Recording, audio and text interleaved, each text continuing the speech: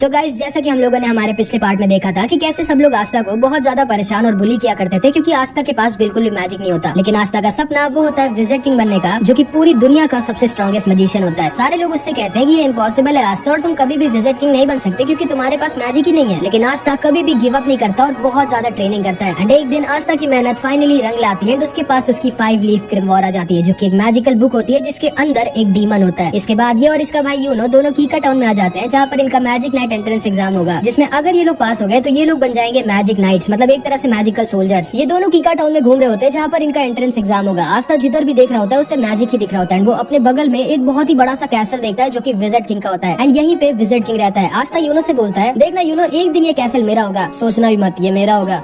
ये तो वक्त ही बताएगा कि हम दोनों में से कौन विजिट किंग बनेगा। इसके बाद हम देखते हैं आस्था, यूनो और बहुत सारे लोग एंट्रेंस एग्जाम देने आए होते हैं। आस्था सबसे पागलों की तरह कह रहा होता है, हेलो दोस्तों, मैं एक दिन विजिट किंग बनूंगा। एंड ताकि यूनो की बेइज्जती ना हो, इसलिए वो ऐसे एक्टिंग कर रहा होता है जैसे वो आस्था को जानता ही नहीं है। आस्था यूनो दोनों एंट्रेंस गेट पर पहुंच जाते हैं। यूनो जब अपनी 4 लीफ ग्रिमवॉर दिखाता है तो सारे के सारे लोग शॉक्ड रह जाते हैं कि आखिर कौन है ये लड़का जिसके पास 4 लीफ ग्रिमवॉर है। एंड गार्ड उसे गेट के अंदर जाने देता है। लेकिन जब आस्था अपनी ग्रिमवॉर दिखाता है तो गार्ड को यकीन ही नहीं होता कि ये कोई ग्रिमवॉर है भी कि नहीं, क्योंकि आस्था की 5 लीफ ग्रिमवॉर इतनी ज्यादा रेयर होती है कि उसके बारे में कोई जानता ही नहीं है। लेकिन आस्था की बहुत ज्यादा रिक्वेस्ट करने के बाद गार्ड आस्था को भी अंदर जाने देता है। आस्था के पीछे एक लड़का खड़ा होता है जो बोलता है, ये लड़का काफी फनी लग रहा है मुझे। सारे के सारे बच्चे एंट्रेंस लॉबी में खड़े होते हैं। यहाँ पर जिसके पास जितनी कम मैजिकल पावर होती है उसके पास उतनी ज्यादा मैजिक बर्ड्स आती हैं। एंड यूनो के पास एक भी मैजिक बर्ड नहीं आती। एंड सारे लोग सोच रहे होते हैं कि आखिर कौन है ये इतना स्ट्रॉन्ग मैजिशियन जिसके पास एक 4 लीफ ग्रिमवॉर भी है, इतनी स्ट्रॉन्ग मैजिकल पावर है कि एक भी चिड़िया इसके पास नहीं आ रही। एंड आते यूनो के पीछे 2-3 लड़कियां पड़ जाती है और हमारे बेचारे आस्था के पीछे ढेर सारी मैजिक बर्ड्स। एंड सारे लोग आस्था के ऊपर हंस रहे होते हैं कि लोग कौन है ये लड़का जिसके पीछे आधे से ज्यादा चिड़िया पड़ गई है। आस्था भागते भागते अचानक से एक आदमी से लड़ जाता है। ये आदमी बहुत ही ज्यादा बड़ा और ताकतवर दिख रहा होता है। आस्था को लगता है कि ये भी कोई बच्चा ऐसा है जो एंट्रेंस एग्जाम देने आया है। एंड वो इससे पूछता है, तुम्हें लगी तो नहीं ना दोस्त। एंड ये आदमी आस्था का सिर पकड़कर उसको उठा लेता है और अपने हाथों से उसका सर पीसने वाला होता है और उससे कहता है, तुम जानते नहीं हो क्या मैं कौन हूँ। एंड ये आदमी कोई और नहीं बल्कि एक magic night squad black bulls का कैप्टन यामी होता है, जो कि सारे के सारे मैजिक नाइट स्क्वाड्स की सबसे बेकार स्क्वाड होती है। एंड आस्था बेचारा आते ही मैजिक नाइट स्क्वाड के कैप्टन से पंगा ले लेता है। यामी आस्था का सर पीसने वाला होता है, लेकिन तभी यामी के स्क्वाड के 2 मेंबर्स वहाँ पर आ जाते हैं, फिनरल और गॉर्डन। फिनरल बहुत ही बड़ा ठरकी होता है और गॉर्डन बहुत ज्यादा शांत और अच्छा होता है। फिनरल यामी से कहता है, आप यहाँ क्या कर रहे हो, जल्दी चलिए, इवेंट स्टार्ट होने वाला है। जिसपे यामी बोलता है, अरे कुछ नहीं, मैं बस ऊपर जाने का रास्ता भूल गया था। एंड तभी एंट्रेंस एग्जाम स्टार्ट हो जाता है। एंड यामी आस्था को छोड़कर वहाँ से चला जाता है। आस्था खड़ा होता है और तभी उसके पास ये लड़का दोबारा से आता है जिसका नाम सेके होता है। एंड वो आके आस्था से दोस्ती कर लेता है। एंड तभी वहाँ पर सारे के सारे 9 मैजिक नाइट स्क्वाड्स के कैप्टन आ जाते हैं। ये सारे के सारे बहुत ज्यादा स्ट्रॉन्ग होते हैं। एंड कहा जाता है कि पूरी दुनिया में इन सबसे स्ट्रॉन्ग सिर्फ एक आदमी है जो कि खुद विजिट किंग है। इस कैप्टन का नाम विलियम होता है और ये गोल्डन डॉन का कैप्टन होता है। एंड इसकी स्क्वाड वर्ल्ड की नंबर 1 स्क्वाड होती है। एंड सभी का सपना इसकी स्क्वाड ज्वाइन करने का होता है। और वहीं पर यामी की स्क्वाड ब्लैक बुल सबसे खराब होती है और उसमें कोई भी नहीं जाना चाहता। आस्था सेके से पूछता है, विजिट किंग का है, जिसपे सेके आस्था से बोलता है, विजिट किंग थोड़ी ना इन सब छोटे मोटे इवेंट्स में आएंगे, वो हमारे किंगडम के किंग है, उनके पास और भी ज्यादा इंपॉर्टेंट काम होते हैं। विलियम सबसे कहता है, टाइम आ चुका है तुम सबके एग्जाम को स्टार्ट करने का। एंड वो अपना मैजिक यूज करता है। एंड आसमान से एक बहुत ही बड़ा पेड़ नीचे आ जाता है। एंड सारे के सारे कैंडिडेट्स को एक एक मैजिकल ब्रूम दे देता है, मतलब एक जादुई झाड़ू। ये तुम लोगों का पहला टेस्ट होगा और तुम सबको अपनी मैजिक पावर से उड़ना होगा। सारे के सारे बच्चे अपनी मैजिक पावर से उड़ने की कोशिश करते हैं और सारे कैप्टन सबको ऑब्जर्व कर रहे होते हैं। यूनो सबसे ऊपर उड़ रहा होता है और सारे के सारे कैप्टन को इम्प्रेस कर देता है। वहीं पर हमेशा की तरह आस्था बेचारा उड़ना तो छोड़ो, कूद भी नहीं पा रहा होता है इस झाड़ू को पकड़ के। तभी इन सारे कैप्टन में से एक कैप्टन नीचे जाकर एक लड़की को डांटता है जो इसकी बहन होती है। एंड ये इससे कहता है, तुम ये एग्जाम देने क्यों आई हो, सिल्वर फैमिली की बेइज्जती मत करो, तुम ये एग्जाम पास नहीं कर पाओगी, चुपचाप घर लौट जाओ। एंड फिर वो वहाँ से चला जाता है। एंड इस लड़की का नाम नोएल होता है। सेके आस्था से बोलता है, ट्राई करते रहो आस्था, तुम ये कर सकते हो। लेकिन हम सब ये जानते हैं कि आस्था ये नहीं कर सकता क्योंकि उसके पास मैजिक है ही नहीं। एंड इस वाले और इसके बाद की हर टेस्ट में आस्था बहुत ज्यादा खराब करता है। इसके बाद विलियम सबसे कहता है, अब तुम लोगों का फाइनल टेस्ट होगा, तुम सबको एक एक पार्टनर चूज कर लेना है जिसके साथ तुम लड़ाई करोगे। सेके आस्था से बोलता है, चलो हम दोनों पार्टनर्स बन जाते हैं। एंड आस्था उसकी बात को मान जाता है। इसके बाद आस्था और सेके दोनों तैयार होते हैं एक दूसरे से लड़ने के लिए। आस्था सेके से बोलता है, ऑल द बेस्ट सेके, चलो हम दोनों अपना अपना बेस्ट देते हैं, जो भी हारेगा वो बुरा नहीं मानेगा और हम दोनों की दोस्ती पे कुछ फर्क नहीं पड़ना चाहिए। एंड अभी सेके अपना असली रंग दिखाता है। वो आस्था से बोलता है, ध्यान से सुन गंदी नाली के कीड़े, मैं तेरा कोई दोस्त नहीं हूँ, मैंने बस सिर्फ तुझसे इसलिए दोस्ती की थी क्योंकि मुझे पहले से पता था ये वाला टेस्ट होगा जिसमें हम लोगों को अपना अपोनेंट खुद डिसाइड करना होगा। एंड इसीलिए मैंने तुमसे दोस्ती की थी ताकि तुम्हारे जैसे वीक लड़के को हराकर मैं आराम से एक मैजिक नाइट बन सकूं। एंड ये कह के वो वहाँ से चला जाता है। आस्था एकदम शॉक्ड रह जाता है क्योंकि उसे लगा था कि उसको उसका पहला दोस्त मिल गया था। एंड ये सारे लोग भी बोलने लगते हैं, क्या यार सेके तो बहुत चालाक निकला, वो आसानी से आस्था को हराकर मैजिक नाइट बन जाएगा। एंड काश आस्था ने हम लोगों को चुना होता ताकि हम लोग उसको हराकर आराम से जीत जाते, क्योंकि इन सबको लग रहा होता है कि आस्था कोई बहुत ही बड़ा वीक लूजर है। सेके हंसते हुए तैयार होता है अपनी फाइट के लिए और अपनी ग्रिमवॉर निकाल कर तैयार हो जाता है। सारे के सारे कैप्टन और सब लोग श्योर होते हैं कि आस्था जीत नहीं पाएगा क्योंकि इन लोगों को पता ही नहीं होता है कि आस्था कोई लूजर नहीं है। इन लोगों की फाइट स्टार्ट होती है। एंड आस्था अपनी ग्रिमवॉर से अपनी तलवार निकालता है एंड सेके के ऊपर सिर्फ एक अटैक करता है और सेके की बैंड बजा देता है। सारे के सारे लोग दंग रह जाते हैं कि ये क्या हुआ, ये लड़का तो बहुत स्ट्रॉन्ग है। एंड यूनो भी दूर से खड़ा होकर आस्था को देखकर हंस रहा होता है। सारे के सारे कैप्टन भी शॉक रह जाते हैं। आस्था अपनी तलवार अपने कंधे पर रखता है और बोलता है मेरा नाम याद रखना सके आस्था, और मैं वो हूँ जो एक दिन बनेगा विज़र्ड किंग। इसके बाद और भी कई कंटेस्टेंट्स की लड़ाई होती है एंड फाइनली यूनो की बारी आ जाती है। यूनो से कोई लड़ना चाहता ही नहीं था क्योंकि कोई भी हारना नहीं चाहता था, लेकिन तभी यूनो के पास सलीम आ जाता है एंड इसी ने पहले यूनो पर अटैक किया था। ये यूनो से कहता है पिछली बार तो तुम बच गए थे लेकिन इस बार तुम नहीं बचोगे। एंड इन दोनों के बीच बहुत ही भयानक फाइट होती है, लेकिन आखिरी में यूनो अपने मैजिक से सलीम को हरा देता है। इसके बाद एंट्रेंस एग्जाम खत्म हो जाता है और अब सारे के सारे कैप्टन की बारी होती है चूज करने की कि कौन से बच्चे को वो अपनी टीम में लेना चाहेंगे। अगर किसी भी बच्चे के लिए एक से ज्यादा कैप्टन ने हाथ उठा दिया तो बच्चे को डिसाइड करना होगा कि वो किसकी स्क्वाड में जाना चाहेगा। लेकिन अगर किसी बच्चे के लिए किसी भी कैप्टन ने अपना हाथ नहीं उठाया तो वो बच्चा फेल हो जाएगा। बहुत सारे बच्चे एक एक कर फेल हो रहे होते हैं और आस्था को बहुत टेंशन हो रही होती है कि वो फेल ना हो जाए। एंड फिर बारी आ जाती है यूनो की और जिंदगी में पहली बार 9 के 9 कैप्टन अपना हाथ किसी बच्चे के लिए उठा देते हैं क्योंकि ये सब के सब यूनो को अपनी टीम में लेना चाहते थे। अब यूनो को डिसाइड करना होता है कि वो किसके ग्रुप में जाएगा और यूनो गोल्डन डॉन यानी कि the best magic night squad चुनता है। एंड इसके बाद बारी आती है हमारे आस्था की। आस्था बहुत ज्यादा डरा होता है और मन में बस यही बोल रहा होता है प्लीज गॉड मेरे लिए बस कोई एक कैप्टन हाथ उठा दे। एंड आस्था का ऑक्शन शुरू होता है और कोई भी कैप्टन अपना हाथ नहीं उठाता है, जिसका मतलब था कि आस्था फेल हो जाता है। आस्था बहुत ज्यादा दुखी हो जाता है और वहाँ से जाने वाला होता है, लेकिन तभी यामी खड़ा होता है और बोलता है तुम जानते हो बच्चे तुम फेल क्यों हुए, क्योंकि तुम बहुत ज्यादा वीक हो और तुम्हारे पास मैजिक भी नहीं है। फिर आखिर तुम सोच भी कैसे सकते हो कि तुम मैजिक नाइट बन सकते हो। इसके बाद यामी अपनी मैजिकल पावर दिखाता है जो कि इतनी ज्यादा स्ट्रॉन्ग होती है कि आसपास की जमीन हिलने लगती है। वो नीचे कूदता है और आस्था के पास आकर बोलता है मैंने सुना कि तुम विज़र्ड किंग बनना चाहते हो, तुम्हें पता तो है ना विज़र्ड किंग बनने के लिए तुम्हें मुझे और उन 8 कैप्टन को हराना होगा। और तुम्हें क्या लगता है तुम हम 9 के 9 कैप्टन को कभी जिंदगी में भी हरा सकते हो? जिसपे आस्था बोलता है मैं जानता हूँ कि मैं बहुत वीक हूँ और मेरे पास मैजिक भी नहीं है, लेकिन मुझे फर्क नहीं पड़ता कि मैं कितना वीक हूँ। मुझे फर्क नहीं पड़ता कि आप सारे कैप्टन कितने स्ट्रॉन्ग है। अगर विज़र्ड किंग बनने के लिए मुझे आप सबको हराना पड़ेगा तो मैं आप सबको हराऊंगा एंड एक दिन मैं जरूर बनूंगा विज़र्ड किंग। जिसको सुनकर यामी जोर जोर से हंसने लगता है और आस्था से कहता है मुझे तुम पसंद आए बच्चे, मैं तुम्हें अपनी स्क्वाड में लूंगा और तुमसे बहुत मेहनत करवाऊंगा ताकि तुम बन सको विज़र्ड किंग। एंड जिंदगी में पहली बार किसी ने आस्था के सपने पर विश्वास किया होता है और उस पर हंसा नहीं होता है। आस्था बहुत ज्यादा खुश हो जाता है और यामी को थैंक यू बोलता है। एंड उसके बाद ये एंट्रेंस एग्जाम फाइनली खत्म हो जाता है और आस्था का पेट खराब हो जाता है। वो बाथरूम में हल्का होने गया होता है, लेकिन तभी वहाँ पर सेके आ जाता है जो आस्था से अपनी हार का बदला लेना चाहता था। वो आस्था के ऊपर अपना मैजिक लिजर्ड छोड़ देता है और ये अगर आस्था को काट लेता तो आस्था की जान भी जा सकती थी। लेकिन तभी यूनो आकर आस्था को बचा लेता है और सेकी को डरा कर उससे बोल सोचना भी मत कि तुम आस्था के टक्कर के हो या फिर तुम आस्था के आसपास भी आते हो। आस्था मेरा राइवल है, वो मेरी टक्कर का है, अब चुपचाप निकलो यहाँ से। एंड सेकी डर के वहाँ से भाग जाता है। फिर आस्था और यूनो दोनों निकल जाते हैं अपनी अपनी मंजिल की तरफ। एंड जिंदगी में पहली बार अब ये लोग साथ में नहीं रहेंगे। यामी आस्था पर गुस्सा होता है क्योंकि वो बहुत देर से हग रहा होता है। इसके बाद फिनरल अपने मैजिक से एक पोर्टल खोल देता है और आस्था यामी और ये दोनों आ जाते हैं ब्लैक बुल्स के बेस पर, जहाँ पे अब से आस्था रहेगा। आस्था खुशी खुशी अपने नए घर का गेट खोलता है, लेकिन उसकी खुशी ज्यादा देर तक नहीं रहती क्योंकि बेस के गेट पर अचानक से एक ब्लास्ट हो जाता है और आस्था रॉकेट बनकर दूर जाकर गिर जाता है। यामी बोलता है स्वागत है तुम्हारा ब्लैक बुल स्क्वाड में। एंड इधर यूनो से एक उसका सीनियर जिसका नाम क्लॉस होता है वो बोल रहा होता है मुझे यकीन नहीं होता तुम्हारे जैसे गरीब लड़के को जो किसी रॉयल फैमिली का भी नहीं है उसको विलियम सर ने गोल्डन डॉन में रख लिया। सोचना ही मत कि तुम अपनी जिंदगी यहाँ पर कभी मजे में बिता पाओगे। एंड ये कह के वो वहाँ से चला जाता है। एंड इधर आस्था अपने नए टीममेट से मिलता है और समझ जाता है ये सब के सब हिले हुए हैं। यामी सबसे चिल्लाकर बोलता है तोड़ फोड़ करना बंद करो तुम लोग। एंड वो खुद पीछे की दीवार तोड़ देता है। ये सारे के सारे यामी को देखकर बहुत खुश हो जाते हैं और यामी सबको आस्था से मिलाता है। आस्था सबसे बोलता है मेरा नाम है आस्था और मैं हाजे विलेज से आया हूँ। जिसको सुनकर ये सबके सब शॉक्ड रह जाते हैं कि आस्था इतने छोटे से गाँव से आया है और इतना गरीब है, लेकिन फिर भी उसने मैजिक नाइट एंट्रेंस एग्जाम पास कर लिया। फिर फिनरल आस्था को बाकी लोगों से मिलाता है। इस लड़की का नाम वेनेसा होता है। ये 1 नंबर की पियक्कड़ होती है। एंड ये आस्था के पास आकर बोलती है तो तुम्हारा नाम आस्था है, तुम्हें गर्लफ्रेंड चाहिए क्या? जिसको सुनकर आस्था बहुत शर्मा जाता है, लेकिन वो मना कर देता है क्योंकि वो सिस्टर लिली से ही प्यार करता है। एंड शायद वेनेसा ने थोड़ी ज्यादा पी रखी थी क्योंकि वो आस्था के सामने ही उल्टी कर देती है। फिर फिनरल आस्था को लक से मिलाता है जिसको लड़ाई करना बहुत ज्यादा पसंद होता है। एंड लक आस्था से पूछता है बताओ लड़ाई करोगे क्या मुझसे? एंड तभी आस्था के पास एक दूसरा लड़का आ जाता है और आस्था से कहता है ओए ये मेरी बहन है मारी और इससे दूर रहना वरना मैं तुम्हें मार डालूंगा। जिसपे आस्था कहता है मैं जानता भी नहीं हूँ लड़की कौन है भाई। इस लड़के का नाम ग्लॉच होता है एंड ये अपनी बहन से बहुत ज्यादा प्यार करता है, बहुत ही ज्यादा। एंड फिर वो बाकी के मेंबर से भी मिलता है। यामी बोलता है जिसको भी आस्था का टेस्ट लेना है जल्दी जल्दी ले लो। जिसको सुनकर उसके सामने मैग्मा खड़ा होता है और कहता है ठीक है मैं तुम्हारा टेस्ट लूंगा ये देखने के लिए कि तुम ब्लैक बुल्स ज्वाइन करने के लायक हो या नहीं, क्योंकि मुझे नहीं लगता कि तुम्हारे जैसा लड़का जो एक रॉयल फैमिली का भी नहीं है और एक गाँव से आया वो डिजर्व करता है मैजिक नाइट बनना। एंड अगर तुम मेरे टेस्ट में पास हो जाओगे तो तुम्हें मिलेगा ये मैजिकल रोब और तुम फाइनली एक मैजिक नाइट बन जाओगे। तो बोलो तुम्हें चाहिए ये ब्लैक बुल्स करो?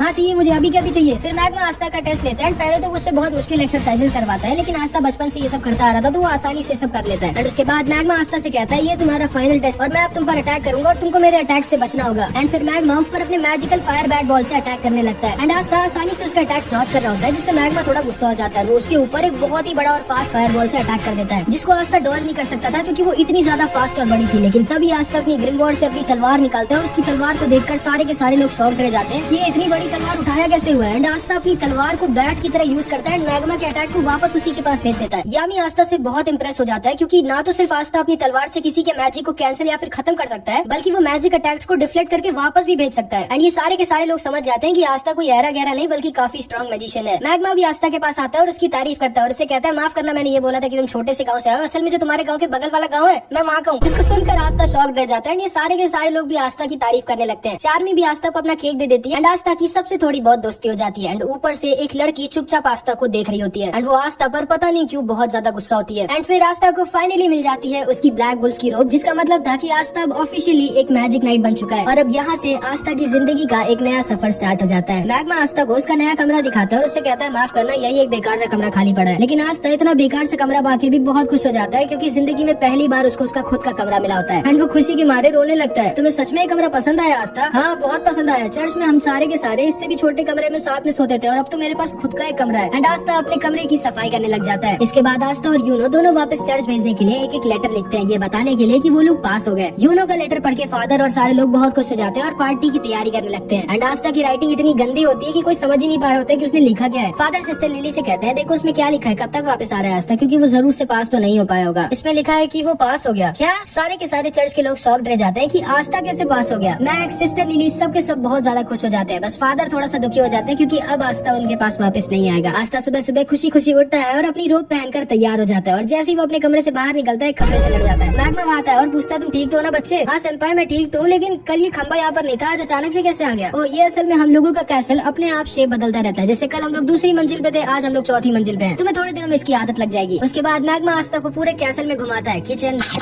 बाथरूम,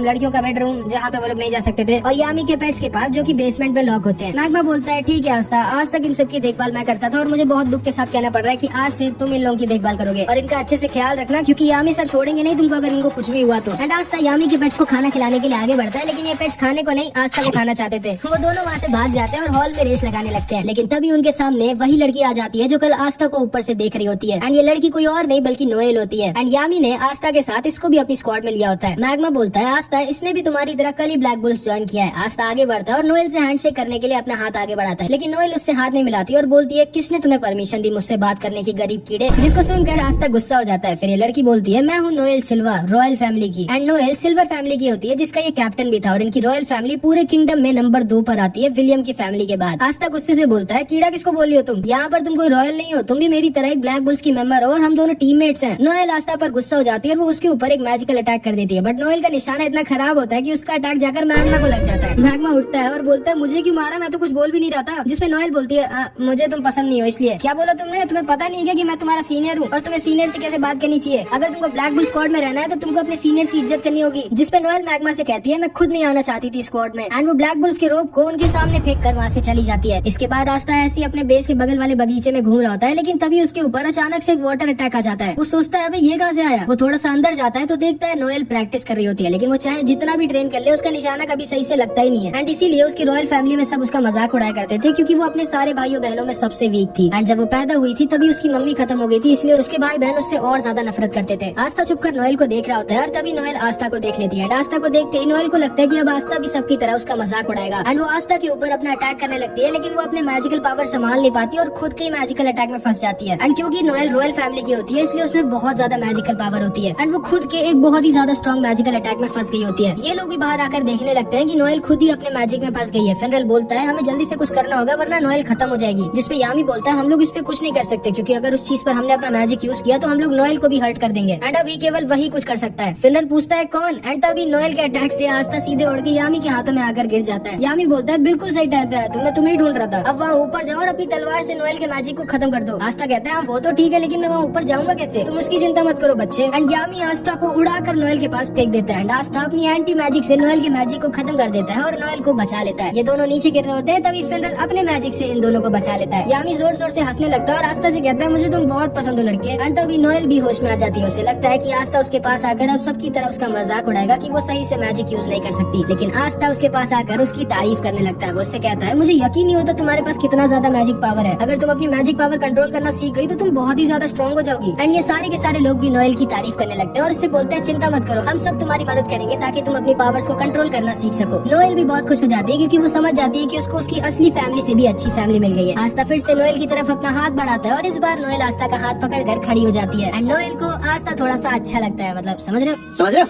एंड वहीं पर दूसरी तरफ यूनो का सीनियर क्लॉस यूनो को बहुत ज्यादा परेशान कर रहा होता है और उसके साथ बिल्कुल भी अच्छे से पेश नहीं आ रहा होता। एंड पता नहीं क्यों ये यूनो से इतनी ज्यादा नफरत करता है।